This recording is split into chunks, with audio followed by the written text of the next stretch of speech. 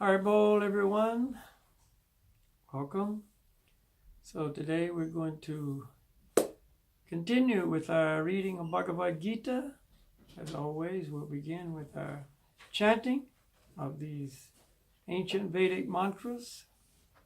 And I offer my respects to my spiritual teachers, Siddha Swarupananda, Paramahamsa, and Bhaktivedanta Swami. So let's all have a little Sankirtan.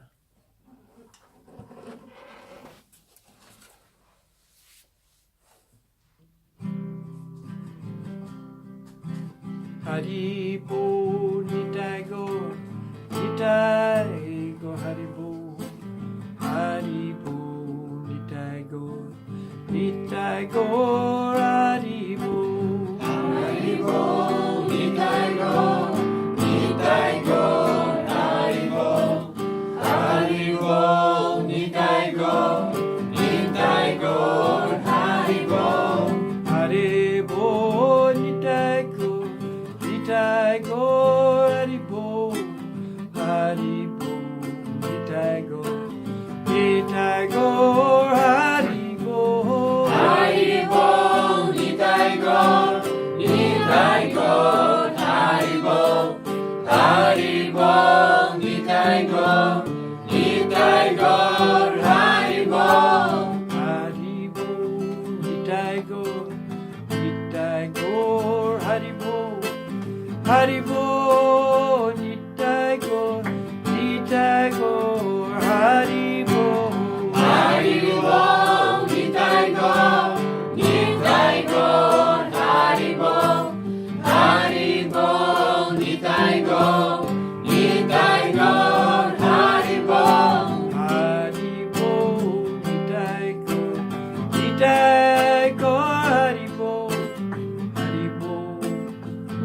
Nitai Go, Nitai Go Hari Bo, Hari Bo Nitai Go, Nitai Go Hari Bo, Hari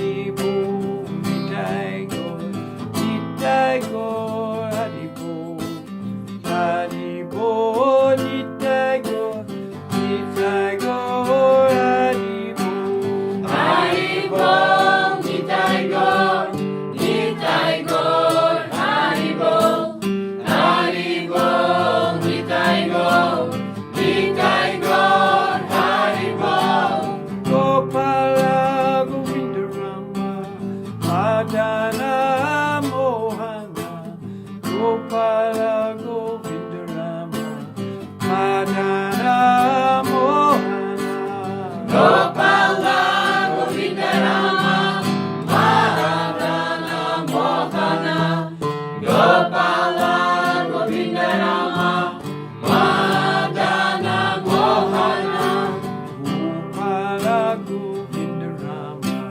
Madana Mohana, Gopala Govinda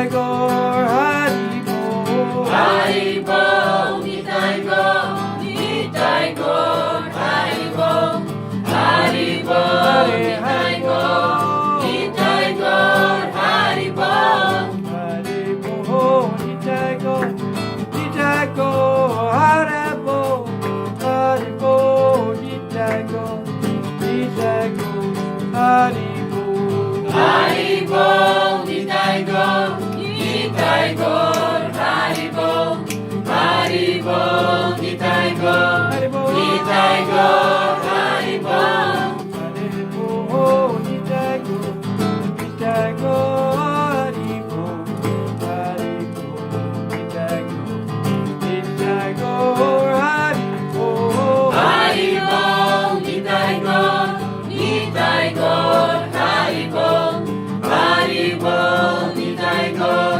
Nitai Gaur, Hari Bol. Gopala Govinda Nama Mahadana Mohana.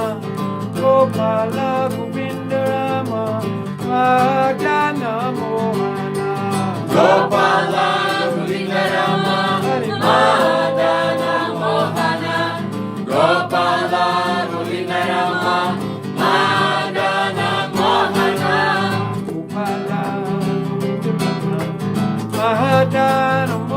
Mohana.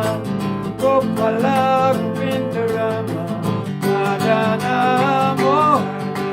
Gopala Govinda Rama Mahadana Mohana. Gopala Govinda Rama Mahadana Mohana. Gopala Govinda Rama Mahadana Mohana.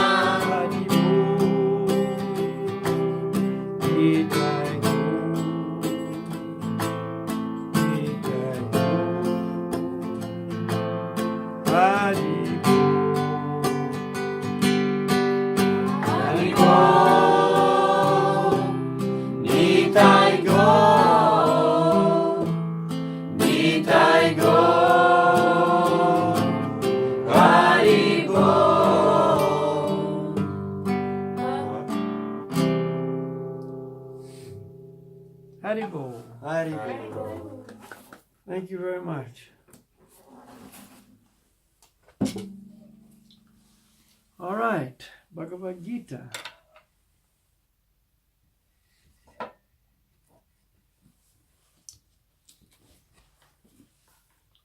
So once again, we'll be reading from the second chapter of the Bhagavad-gita. And I would also like to again point out, we read from the Bhagavad-gita as it is, which was translated from the original Sanskrit to English by His Divine Grace A.C. Bhaktivedanta Swami. We're again reading from the second chapter. This is text number 22. As a person puts on new garments, giving up old ones, similarly the soul accepts new material bodies, giving up the old and useless ones. So this is very graphic. It's very easy to envision what is being said here. Krishna is saying that the person puts on new garments, giving up the old ones. We do that all the time, don't we? See, our old clothes wear out, we throw them away, we get new clothes. Of course, now people don't wear out the old clothes, they just get new clothes. We like to have new clothes. Nothing wrong with the old ones. We got a closet full of them, but we like new ones. But anyway, it's the same idea, right? That you change your clothes. And he says, similarly, the soul accepts new material bodies, giving up the old and useless ones. So Krishna has explained very clearly in previous verses that the person is not the material body. The person is the spirit soul, the spiritual atomic spark residing within the material body. So the body is compared to the clothes, and the soul is compared to the person wearing the clothes. So really we wear our bodies, if we use this analogy. And as we also know, the bodies get old, unavoidably so. And so they gradually get older and older. Then they basically wear out. And by nature's arrangement, we, the spirit soul, the person in the body, give up the old and useless body and put on a brand new material body. Just like putting on new clothes. So that's a very easy way to understand what's going on. They were always changing bodies. And Bhaktivedanta, in his purport, is going to explain this in a little more detail. Change of the body by the atomic individual soul is an accepted fact. Even some of the modern scientists who do not believe in the existence of the soul, but at the same time cannot explain the source of energy from the heart, have to accept continuous changes of body which appear from childhood to boyhood, and from boyhood to youth, and again from youth to old age. From old age, the change is transferred to another body. This has already been explained in the previous verse. So according to the modern scientists, the human body changes completely every 5 years. So all the cells that make up our body now, in 5 years, will have been replaced by new cells. So the body is renewing itself or changing every 5 years. And of course, when we look at the photo album, the family album, and we look at a picture of ourselves when we were a baby, and then a young boy, and then a youth, and then, later in life, and so on and so on, and maybe now we're, 60, 70 years old, and we can't even hardly recognize that it's the same person, but of course we know it is. This is me when I was a baby, this is me when I was 5, this is me when I was in high school, this is me when I was 30, and so on. It was me, but the body has changed many times. See, we're changing clothes. And so that is the way the material world is designed. Material energy is temporary. It comes and it goes. But we, the spirit soul, because we're spiritual energy, are eternal. The soul does not change, but we change our bodies, we change our clothes many times. Continuing, transference of the atomic individual soul to another body is made possible by the grace of the supersoul. Now, just a couple of words about the supersoul. We learn from our Bhagavad-gita and other Vedic literature that the Supreme Lord expands himself into innumerable forms known as the supersoul or the Paramatma. And the supersoul enters into the heart of all the living entities. So really every living entity, including all of us, but all other life forms as well, are always accompanied by the supersoul. Also, this is known as the Paramatma in the Vedic terminology, sometimes called the Lord in the heart.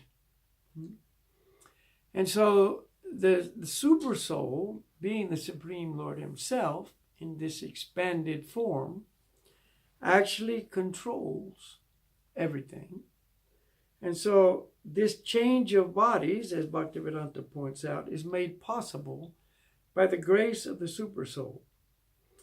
The supersoul fulfills the desire of the atomic soul as one friend fulfills the desire of another.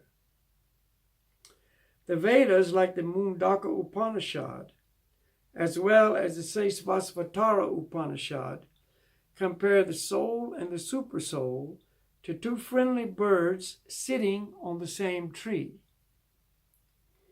One of the birds, the individual atomic soul, is eating the fruit of the tree, and the other bird, Krishna, is simply watching his friend. The tree, of course, being the material body. And within the tree of the material body, there are these two birds, the individual soul and the super soul. And the individual soul is trying to enjoy the fruit of the tree. See? Enjoy all the sensual pleasures, etc., etc. And the super soul is simply observing. He's watching. So he's the witness bird. Of these two birds, although they are of the same in quality, one is captivated by the fruits of the material tree, while the other is simply witnessing the activities of his friend. See? So we're captivated by the fruit. See? All the material enjoyments of the world. We're completely captivated. And the witness bird, the super soul, Krishna, in the heart, is just observing. He's watching us.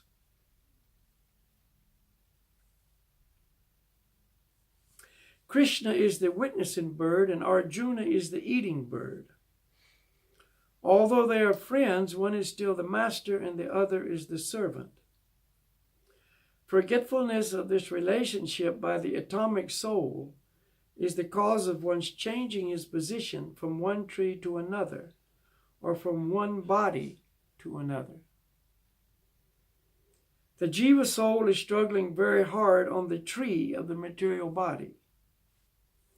But as soon as he agrees to accept the other bird as the supreme spiritual master, as Arjuna agreed to do by voluntarily surrendering unto Krishna for instruction, the subordinate bird immediately becomes free from all lamentations. Both the Katha Upanishad and the Sesvasa Upanishad confirm this. Quote, although the two birds are in the same tree, the eating bird is fully engrossed with anxiety and moroseness as the enjoyer of the fruits of the tree. But if in some way or other he turns his face to his friend, who is the Lord, and knows his glories, at once the suffering bird becomes free from all anxieties.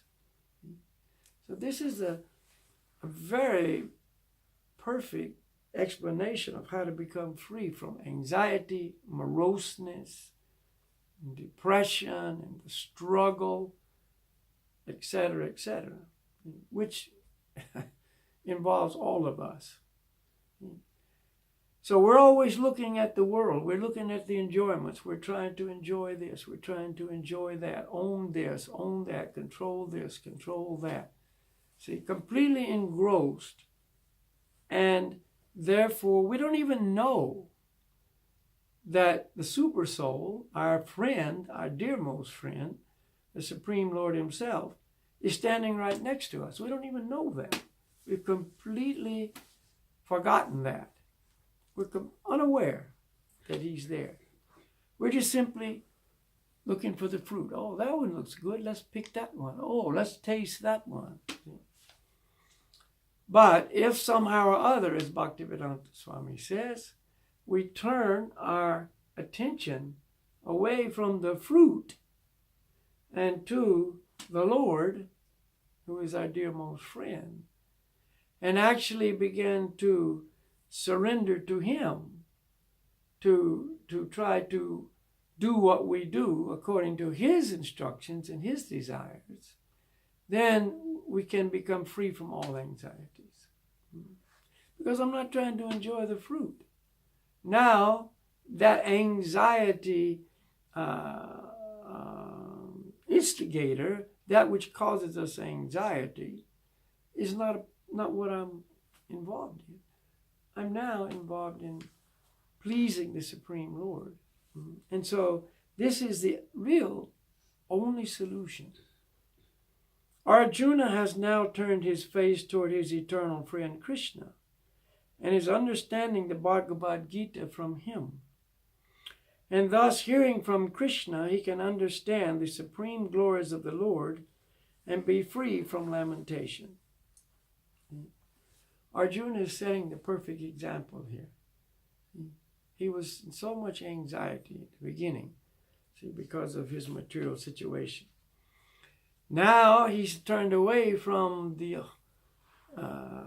whole cause of his anxiety, and he's turned his face toward Krishna. And therefore, he's supreme glories of the Lord, and he's becoming free from lamentation. Arjuna is advised herewith by the Lord not to lament for the bodily change of his old grandfather and his teacher. So he's saying, don't be worried about all these inevitable changes that are taking place in the material world. They're going to take place anyway.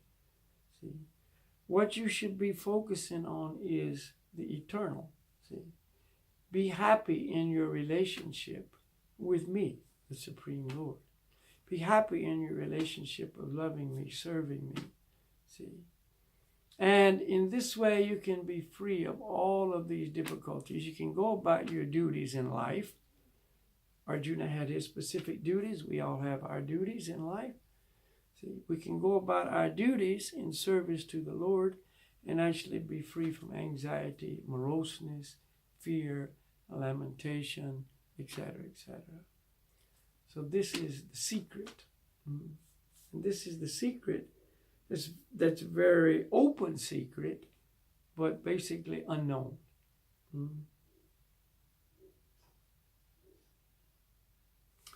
Okay, so that's it for this evening.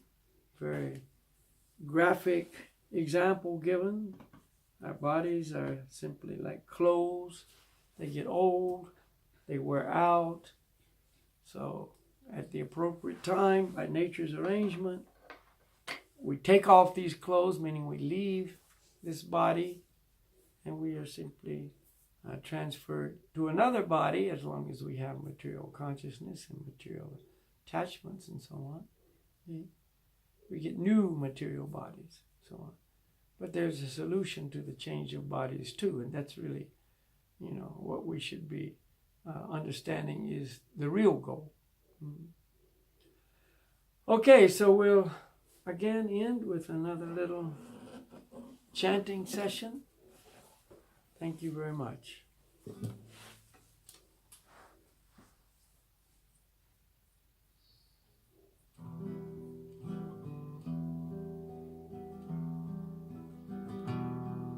Haribo Nitai Go, Nitai Go, Haribo, Haribo Nitai Go, Nitai Go, Haribo, Haribo Nitai Go.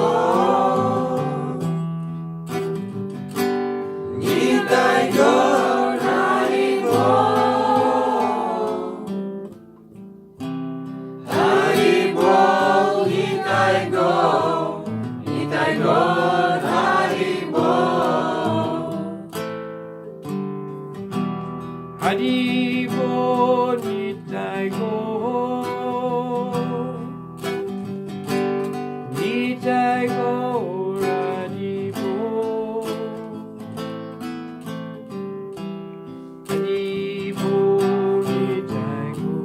Nitai Go,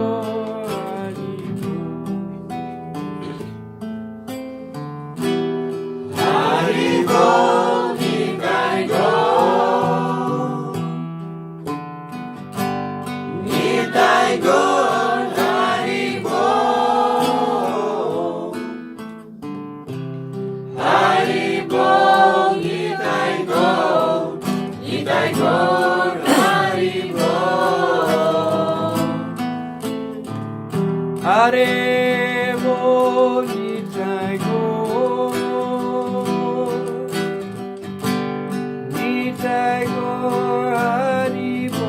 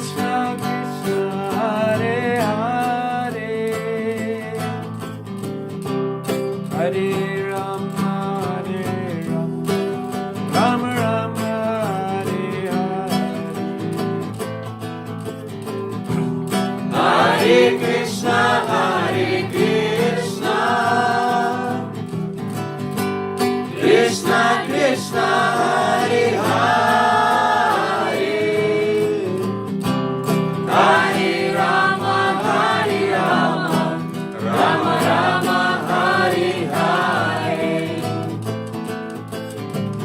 Hare Krishna, Hare Krishna, Krishna Krishna, Hare Hare, Hare Rama, Rama Rama, Hare Hare. Hare Krishna, Hare Krishna, Krishna Krishna, Hare Hare, Hare Rama, Rama Rama, Hare Hare. Hare Krishna, Hare Krishna, Krishna Krishna, Hare Hare, Hare Rama, Rama Rama, Hare Hare. Hare Krishna, Hare Krishna, Krishna Krishna, Hare Hare, Hare Rama, Rama Rama, Hare Hare. Hare Bol, Nitai Go, Nitai Go, Hari Bol, Hare Bol, Nitai Go, Nitai Go, Hari Bol. Hare Bol, Nitai Gaur, Nitai Gaur, Hare Bol, Hare Bol, Nitai Gaur, Nitai Gaur, Hare Bol.